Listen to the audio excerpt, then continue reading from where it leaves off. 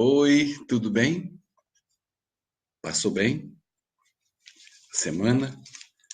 Chegando aí final de semana novamente, chegando sábado.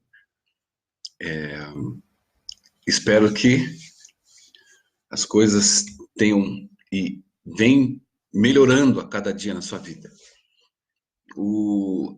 Eu quero puxar mais uma vez a meditação de hoje para falar sobre esse tema que acho que é o mais importante de todos os tempos. Não tem. Quem não entender o que realmente é a graça de Cristo, pode guardar sábado, pode devolver dízimo, pode ajudar pobre, pode fazer o que quiser na vida, que de nada adiantará.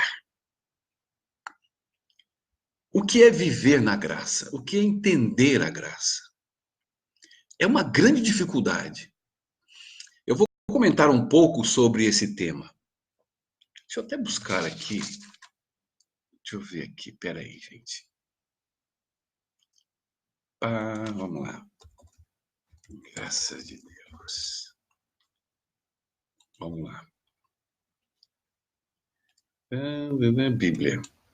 Versículos sobre a graça de Deus. Caraca, tem um monte. João 1,14 diz: aquele que é a palavra tornou-se carne e viveu entre nós. A palavra, Jesus. Vimos a sua glória, glória do unigênito vindo do Pai, cheio de graça e de verdade. A graça é um dom, é um presente de Deus para aqueles que têm a fé em Jesus. Romanos 3,24, sendo justificados gratuitamente por sua graça, por meio da redenção que há em Jesus Cristo. Caraca. 2 Timóteo 2,1, portanto, você, meu filho, fortifique-se na graça que há em Cristo Jesus.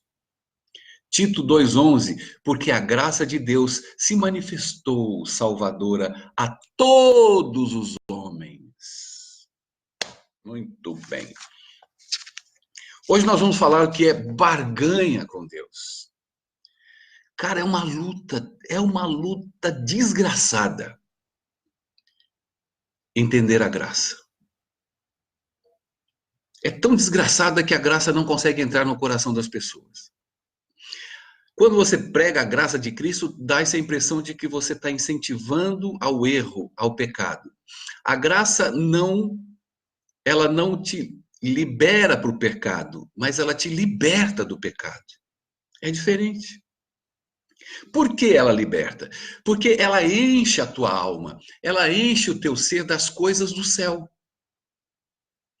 Quando a pessoa não entende a graça e ela barganha com Deus, ela será uma crente ou um crente infeliz. Infeliz. A gente vê muitos jovens saindo da igreja, morno na igreja, fraco na igreja, porque não conseguem entender, não há quem explique. Essa é a realidade. Temos que ser claro, direto. Pessoas para explicarem as doutrinas da igreja, nós temos 1 milhão. De 1 milhão, nós temos 999.998. Sobram 2 para explicar a graça. Até porque explicar a graça como ela causa problema para você. Você quer arrumar confusão na igreja, com uma grande parte da igreja, uma outra parte recebe com alegria, quando você fala da graça de Deus. Vamos rapidamente trocar um pouco a história da barganha. Se a gente for no catolicismo, para você ver que a coisa é cultural, é uma barganha com Deus. Você tem que fazer promessas, você tem que ir a Nossa Senhora da Aparecida, você tem que, muitas vezes, hoje já não, mas se chicoteavam, ou seja, Deus, eu estou participando, tá? Porque a graça para o ser humano não pode ser de graça, porque ele não se conforma. Ele não sabe atuar numa religião, ele não sabe atuar na sua igreja, se ele não for participativo, ativo de alguma coisa. Ele é ensinado dentro de casa desde criança, ele é ensinado pela igreja, grande parte da igreja, e bota-se as pessoas numa inconcluência, num dinamismo totalmente ao inverso do que Cristo quer nos ensinar. O Islã, ele, de alguma forma, ele usa Ramadã, usa o jejum, usa vários formatos de troca, de barganha para ser aceito por Deus. Judeu não dá ponto sem nó, dá lá, toma cá. Não tem essa, não tem perdão para judeu, esse perdão gracioso de Jesus. Esquece. Então é barganha com Deus. Deus só vai te acertar através da barganha. Existe também as pessoas que têm baixa estima. Essa pessoa que tem baixa estima, e tem muita gente na igreja assim, ela não consegue aceitar não fazer nada. Ela é tão baixa, a qualidade de vida dela com ela mesma é tão quase zero, que ela olha para a graça, olha para Deus e fala: não, não é possível que o Senhor morreu, me agraciou e agora não tem que fazer nada. Não, ela não entende, ela não vai sobreviver. Ela vai se sentir culpada o tempo todo. Cara, outras pessoas, elas acham que se entender ou aceitar ou viver a graça, ela vai se tornar uma pessoa frouxa. Meus filhos vão ser frouxos. Meu adolescente, eu não posso deixar eles afrouxados. Eu tenho que dar um aperto para eles não saírem da igreja. Tá assim, cara. É que nem cupim. Aí começa a colocar pontos doutrinários, regras e normas na vida dele e das pessoas. Ele não suporta viver isso. Mas ele acha que se não viver isso, ele é frouxo, ele vai se perder, porque não tem como não ser um crente frouxo, que não tem pegada, que não faça as obras, que não vá em frente, que fé sem obras é morta, mas ninguém entende que as obras provêm da fé e a fé provém da graça, e que se você vive a graça, a fé espontaneamente dá o fruto. Mas o que acha isso uma frouxidão, não. Ele coloca um pezinho aqui, um peso lá, outro peso acolá, para você começar a viver um evangelho de barganha. Pentecostalismo, tá cheio deles aí, que se você não ir lá e der uma boa oferta, não der tudo que der, ou que tem, ou se você não tem fé suficiente para dar o seu carro, dar o seu salário, então a tua graça não é agraciada. Você tem que devolver o dízimo, senão você não é agraciado. Tudo barganha. Aí você me pergunta, Sherry, mas devolver o dízimo não é certo? Não estou falando do que é certo ou o que é errado. Eu estou falando da graça. Os frutos da graça faz você devolver o dízimo. E apesar de que o dízimo também tem que ser devolvido com graça ou sem graça. Por quê? O dízimo não é teu, é roubo. O dízimo, a palavra de Deus diz que é dele, 10% é de Deus, na igreja ou fora da igreja. É uma lei, é uma ordem dele. Não sei por quê, ele desvinculou da graça. Eu não tenho que ser agraciado para devolver dízimo, eu tenho que ser agraciado para devolver ofertas. E eu não tenho que devolver ofertas para ser aceito por Deus, para Deus me ver. Oh, esse é bom. Aquela viúva devolveu tudo. Eles usam muito isso. Mas o que Deus estava dizendo ali não era a moedinha que ela estava dando, ele estava querendo dizer, ela deu a vida dela pelo Evangelho. Ela está doando a vida dela para que o Evangelho cresça, apareça, porque essa mulher não viveu só daquela moedinha, ela viveu os frutos do Evangelho. Ela compreendeu o Evangelho, ela compreendeu a graça. Você não tem que crer. Você crê? Não. Se você creu, você entendeu. Porque a graça vem antes da fundação do mundo. Jesus morreu por nós, pelos teus pecados, pelos meus pecados, pela minha vida cristã, antes de ser criado o mundo e o homem. Isso já está estabelecido. É gratuito. Não há troca. Barganha não agrada a Deus. Qualquer barganha que você venha fazer não vai mudar o seu cristianismo. Não vai fazer Deus te aplaudir, os anjos falar, oh, que menininho bom, porque não tem menino bom. E tem aqueles que sentem uma culpa profunda dos seus pecados. É tão profunda que ele não enxerga a graça. Aonde abundou a graça, superabundou, perdão, errei. Aonde abundou o pecado, superabundou a graça. Agora, aonde está a liberdade em Cristo? Quando se vive em barganha.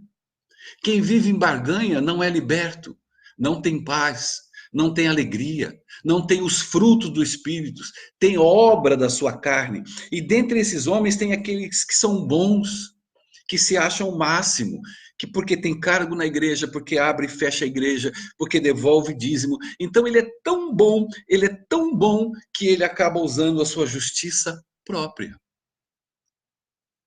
Você viu quantos exemplos de barganha com Deus eu dei? E daria muito mais. E daria muito mais. A graça te liberta do pecado. A graça te liberta da barganha. A graça te liberta da igreja. A graça te liberta dos pastores.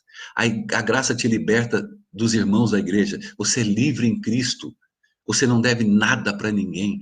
Você tem uma vida com Ele, que é teu amigo, que é aquele que te cuida, que te abençoa, que te prospera, que coloca em você essa graça maravilhosa e no momento que você aceita, ele vai frutificar. Não há como você ser um pé de laranja.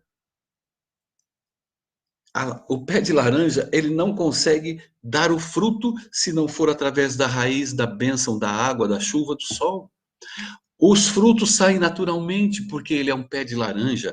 Um fruto sai de um cristão naturalmente porque ele é um cristão abençoado. Ele é um cristão que entendeu e vive a graça de Cristo. Ai, Sherry, mas quando você fala da graça, as pessoas entendem errado. Problema de cada um entenda como quiser. Jesus, quando pregou, ele pregou e ninguém entendeu. Paulo, Pedro, João viveram pregando, cansado. Paulo fala, pô, acabei de passar aí, cara. Falei do evangelho, falei do amor, falei da simplicidade, falei da conversão. E vocês estão voltando tudo de novo. Porque é assim. É assim. Então entenda de uma vez por todas que Deus te ama, independente de qualquer ato teu. Deus te perdoa, te transforma. A graça é um dom. A graça aceita vem a fé, porque ela vem no pacote do dom, é doado. Não há esforço teu, não há não realização. Ah, mas irmãos, e a Bíblia fala do pecado, mas que pecado, cara? Você está perdido porque você é pecador. Você peca porque você é pecador. Você não se torna pecador porque você pecou. Então você necessita dessa graça. Você precisa entender esse amor. Você vai se sentir constrangido por esse amor. Vai olhar para você e falar: nada do que eu fizer vai conquistar o amor de Deus. Nada. Nem que eu pregue o evangelho como eu prego, na rua, na internet, nas igrejas. Isso para mim não é nada. Isso para mim é fruto da graça do Senhor. Eu não consigo olhar méritos em mim em nenhum momento, porque eu sei que é a vontade dele que eu leve esse evangelho. As portas que se abrem para que eu leve esse evangelho é a graça dele. É a vontade dele. É o desejo dele de levar uma mensagem para o seu povo. E louvado seja Deus porque ele me escolheu a mim e eu aceitei essa graça. Porque todas as vezes que eu dou uma parada e começo a olhar para mim, eu desisto de pregar. Eu falo, pô, como é que eu vou pregar, cara? Pecador como eu sou, errar como eu erro todos os dias. Mas aí eu não olho para mim. Aí eu olho para ele. E eu sei que ele vai me transformar de glória em glória. E eu só vou ser o homem que ele quer que eu seja quando ele voltar. Somente nesse momento, meu irmão, minha irmã. O crente, o cristão, ele não pode ter aflição de alma e de espírito. Não pode. Ele pode ter por perseguição, por dores de que o evangelho traz para ele, mas ele não pode ter dor de espírito e de alma de não compreender e não entender que ele foi salvo, que ele é salvo. O que mais entristece a Cristo é você se olhar e se ver perdido. Ah, irmão, eu estou perdido. Claro, você não acreditou na salvação. Ah, eu não tenho jeito, eu tento ser um cristão. Vai morrer tentando, não vai ser nunca. Você não vai ser nada nunca. Comece a entender o que é a graça, o que é esse amor por você. Comece a entender que você na igreja está disponível para que a graça dele se manifeste e essa fé se manifeste com frutos e obras do Espírito. Se ele falou que nós temos que perdoar 70 vezes 7 ao próximo, imagine quantas vezes ele vai me perdoar. Se ele exigiu, como crente, perdoar 70 vezes 7, é porque ele também me perdoa 70 vezes 7, sempre. E me fortalece para eu me superar, para eu vivenciar cada vez mais o Evangelho, cada dia mais o Evangelho. E cada vez mais ele vai me amando, cada vez mais eu vou o amando, cada vez mais ele vai me usando, e cada vez mais eu vou sendo uma bênção para as pessoas. Não por minha inteligência, por meu diploma, meus diplomas não, mas porque ele me escolheu. Eu sou convicto disso. Eu não tenho dúvida. Eu sei que eu sou um escolhido de Deus. Isso não é demérito eu achar que eu sou gostosão, não. Mas eu sei que ele me chamou, que ele me escolheu. Entendendo isso, eu tenho uma identidade na vida cristã. Eu, com essa minha identidade, eu sou livre de tudo e de todos. De igreja, de pastor, de membro, de tudo. 100%. Agora, eu abuso dessa graça para ajudar a minha igreja, os meus irmãos, o meu pastor. Porque eu não vejo o que eles têm para fazer para mim, mas eu olho o que eu posso fazer por eles pela graça que eu recebi de Cristo. Quais são as armas que vêm do céu para que eu possa usar em prol do Evangelho, em prol do amor de Jesus e proclamar ao mundo que Jesus amou o mundo de tal maneira que deu seu Filho. E isso eu entendo, graças a Deus. E oro todos os dias para que eu não me perca no sentido de querer ser um barganhador com Deus. Tá bom? Fique atento. Ore com humildade. Está na hora de você receber o Espírito Santo. Está na hora de você largar de ser crente. Está na hora de largar de você ser religioso e igrejeiro. Está na hora de você entender o quanto você necessita desta graça. E ela vem na medida em que você pede, no formato de humildade e de desejo e de desespero profundo de receber essa graça. Quando você estiver nesse nível de busca, você será uma nova criatura em Jesus. Aí você vai se olhar e falar, caraca, eu não valho nada, mas eis-me aqui, Senhor. Pronto. Aí você será a grande diferença no meio do povo de Deus, tá bom? Que Deus te abençoe. Se quiser e puder, compartilhe. É só clicar compartilhar, não vai doer, tá bom? Fica na paz. Até o próximo vídeo, se Deus quiser. Vou atender agora. Um beijo, até mais.